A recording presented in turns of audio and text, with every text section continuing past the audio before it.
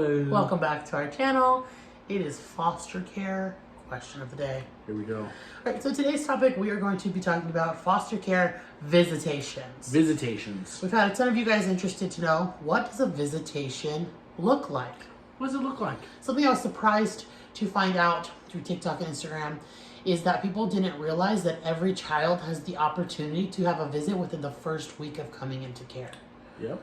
So, all right, so we're gonna kind of go over. So we have had 10 children come to our home. We've had 10 kids have to go to visitations or not go to visitations. So we're gonna go through a few of them without giving any telling information. Would you like to start with our first two cases? Ooh, so the first two. When we were baby foster parents. One was a baby. Oh, wait. We were baby foster parents. Yeah. But one was a baby. One was a baby. One One was a wasn't a baby. toddler. You're right. Two different cases. Two different cases. The one of them wasn't allowed to have visits. No. She definitely had visits. Wasn't allowed to have visits where we could be there. There you go. I wasn't done talking yet. We've had a lot of kids. Don't yeah. worry. We'll get to that one. Yeah. Yes. So, like, we weren't, there was, like, no contact between us and the other mom or, no handoff kind of thing. Like, it was very separated, Yeah. the first one. And this was our first experience with visitations. So, which was kind of terrifying because they're like, hey, we're going to transport for you. We can't show you at all. Correct. So, when you do transport, you need to, like, park on the side. Correct. And we'll come out and get the baby. Yeah. And also, when you leave, make sure no one's following you home. Correct. Yeah. So that was our first experience. So we're like, cool. What did And we Chris sign had up to for? transport to a few of those. You were the I one. did. Yeah, I did. And Yeah, and we scheduled it. So the great thing, like we talked about this in like the last video, like we were able to tell caseworkers what our schedule is. So, it made it easier for all parties involved. Yeah. So we just happened to be on days that I was off, and that's how we scheduled around it. But yeah, our first experience was all these things: no contact. Make sure nobody's following you home. Like, what the heck, And some cases change over time, which we'll explain in a few other cases. Yes. But this one, we had with this child for almost a year. Yeah. And it did not change. She had visits once a week, and it did not change at all. Correct. There was always a no contact order. Correct. Which just means that the parents are either unsafe for us to be around and the child, or there are bigger issues. Correct. We didn't know what they were. They didn't tell us what they were. Yeah. That's just what it was. Yep. Now, our other foster child, which we got at the same time, but they were just two separate cases. In the beginning, there was no contact for the first 4 weeks. And then one day I pull into the parking lot and the bio parent is standing there waiting. And I was like, shook. I literally called Chris like, oh my God, what am I gonna she's do? seen me, she's seen my car. Yep. What am I doing? Yep. And then I called the caseworker like, hey, this happened. And she's like, oh yeah, it's okay. If you're not comfortable with that, we will stop it. But it is okay for this to happen. Correct. So- Which was a shock. Yeah, it was a shock. Because the first thing we call the cops. Yeah. They know who we are. They know our car now. Yeah. Like, we call the cops. Like, how does that work? But no, Yeah. as the weeks went on, I would write in a notebook to this bio mom. Also, I wrote in a notebook for the other family too. Correct. But for this one specifically, I would write in a notebook updates on their child. I sent some pictures that I printed out at first. And then around us having them for 3 months, we were able to exchange phone numbers. Correct. Now, they request that we get a Google number, which is just a local number that's not linked to you. So, like a burner number kind of? Yeah, pretty much. Pretty much. And Chris was really uneasy at first about that, but I had met the mom, and I had known her now for the couple of weeks doing handoffs. Yeah. And he was really uneasy about that. Okay, so when your first visit is no contact, make sure they're not following you too. Yeah. Now, hey, met her in the parking lot. We're besties, I'm going to give her my number and all that stuff. We're just going to talk about it that way. To me, I was hesitant. I really, really was. But honestly, it turned out to be the best decision. Yeah. That was so eye-opening for us. Yeah, when you build a relation not only with the kid but with their parent as well, it breaks down the wall of, well, you're just trying to take my kid. Yes. You're just trying to, you're trying to be mom and dad now. Yes. So now it's like, no, we're here to help you. You treat them like a human being. Correct. Too. You don't have to be afraid of them. And I felt like at first I was afraid. Yeah, like absolutely. You heard what happened, why the kid got taken. Correct. But that broke the wall down. Correct. And that bio parent was wonderful. We had a great relationship. She thanked me. I was able to give her updates if her daughter got a scraped elbow falling off her bike. I was able to be like, hey, they fell down. I loved that. Yeah, for sure. And we had that open communication the whole time. Well, and like holidays and birthdays and like special trips or whatever we would take, like it was like the birth parent was a part of it as well, even though they weren't with us, physically. So it really, really just connected everything together. Yeah. So her visitations were once a week for an hour, and then as the time went on, the cases have changed, and then it got moved to a very long amount of time where the child was able to go to the family's home, actually, and stay part of the day. And then they would come back to us. And then also every week they had a phone call. I think it was every Friday. They had a phone call that they were able to say goodnight to that child. And then that child got to go home at like the 6.5 month. That parent rocked it. Yep. Yeah. It reunification definitely happened, and it was good. It was really so that's visitation with those first two. Yes. I'll give a synopsis of one we only had for a really short amount of time. Our smallest case we've ever had was less than 6 weeks, I believe. And with this child, it was a no visitation order. They would try to do visitations for like the first 3 weeks, I think, that the child was with us. And then after that, there was no more visitations. No. And that child reunified with a different family member, which is also so amazing. Yes. But I didn't transport. He never got picked up. Nothing. And that's kind of how it goes sometimes. There can be no visitations, and they will try.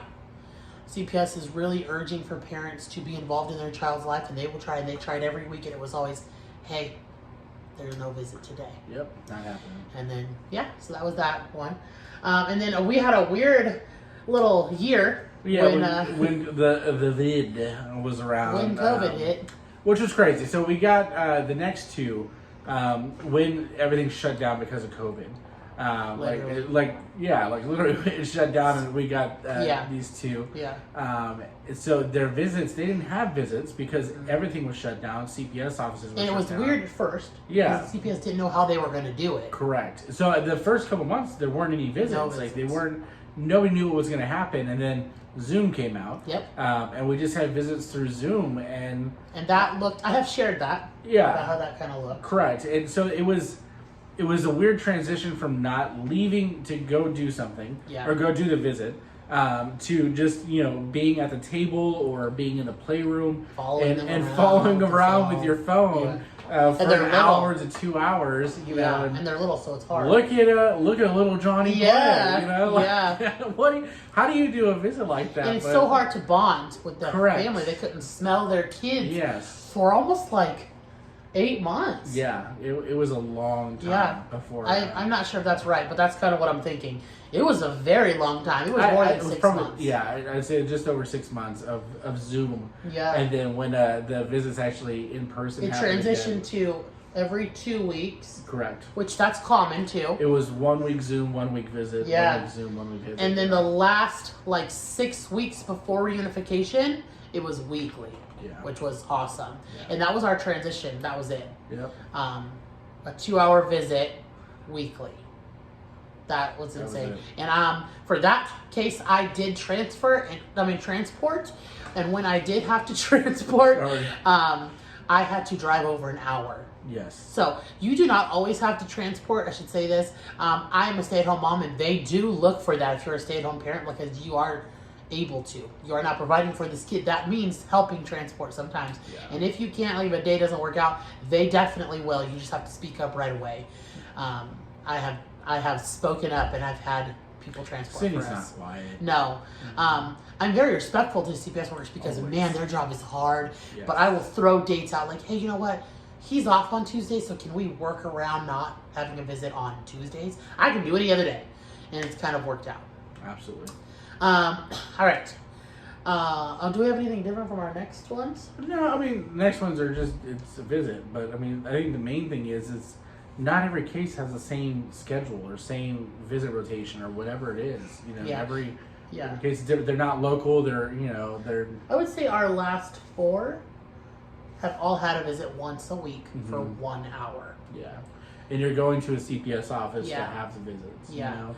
Our- Pre-COVID, it wasn't, always at a CPS office. It was at other places. Yeah. They would do them at too. Our so. last children who have recently left us, they had a transport because where their visits were, and I had a second visit to go to Correct. that I couldn't fluctuate, so it just so happened that they could do that for us. Yeah.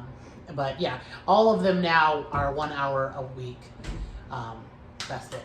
Yeah. Now, something else we want to talk about is what we bring to visitations. So, I have heard from other foster parents that the bio parent is supposed to provide things. In our experience, they have not provided anything. No. And if they have, it's been incorrect, which is unfortunate. But I would rather send them with too much, right? Absolutely. Chris is pro. He will tell you. He is the pro bag packer. He gets us ready. So every kid, every visit has a backpack that they take with them. Yep. Whether they're a month old or 4 years old, they have a backpack that they take with them. And in the backpack has, if they're in diapers, has their diapers, wipes, whatever they need for that.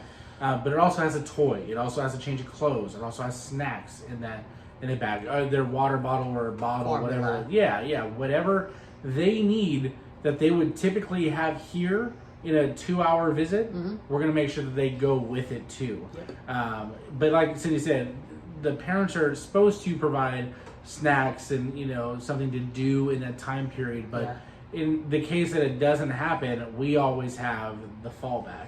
Because just in case. at the end of the day, although not our children, we are responsible for them. Correct. And if we showed up with nothing, we would also look really bad. Absolutely. So we would rather be over prepared Yes. than not. And in our experience with the 10 kids, I'm going to say barely any of them have brought things. Now, don't be wrong, people bring gifts and things like that. For But sure. something that we have learned along the way is that when children go to visitations, their parents want to give them all of the happy things. Candy, treats, toys, soda, sugar, fun things, because I only get to spend this hour with you. Correct. So here we are. No, we need to send a healthy snack, a water bottle, right. milk, and we've always gotten highly praised for that because it teaches that parent also no, this is what you need for your child. It's fun to have all those things. Don't get me wrong, in moderation. Yeah. And so we send just because, let's say they did have a candy bar. Okay, well now they need an applesauce pouch, or now they need crackers. Yeah. And so we do send that. And then sometimes they aren't right on the diaper size or the outfit they're in, so we like to send that just in case. And then lastly, something I add in for some of the cases, if there's no communication, is a notebook. A note. Yeah. Just saying hey, this is your milestones that your baby has hit. And that keeps us all on the same page too. If it's not constant communication through the phone or whatever it is, but that just simple note keeps the parent knowing oh, hey, your child's not on a bottle anymore. We're trying the sippy cups, or hey, your child moved up from a size 4 to now a size 5, or this, that, and the other. So yeah, I even had one of our previous cases ask us in the notes can I send things to your home? Just asking us, because it's hard to go through the caseworker every time. They're busy. They have 30 kids on there. So they could say, hey, is it okay if I send her bike? Or is it okay if I send these clothes? And we communicate why not? So yeah, and then we always do send age appropriate toys, because even though where they're going, the CPS office, they have toys, it's fun for them to bring something from their house to share with their family. Correct. And then if the kid's old enough, that's cool. Hey, look what I have. Yeah, that's really it. Too, so. Around holidays, we have the kids send something to their family. We've had Christmas presents. We've had them pick out to give to their family or their siblings. Yeah. But that's really how visits go. All right, guys. That was our question of the week. Hope you guys enjoyed it. Yes. Yeah. Thank you for being here. Thank you for subscribing.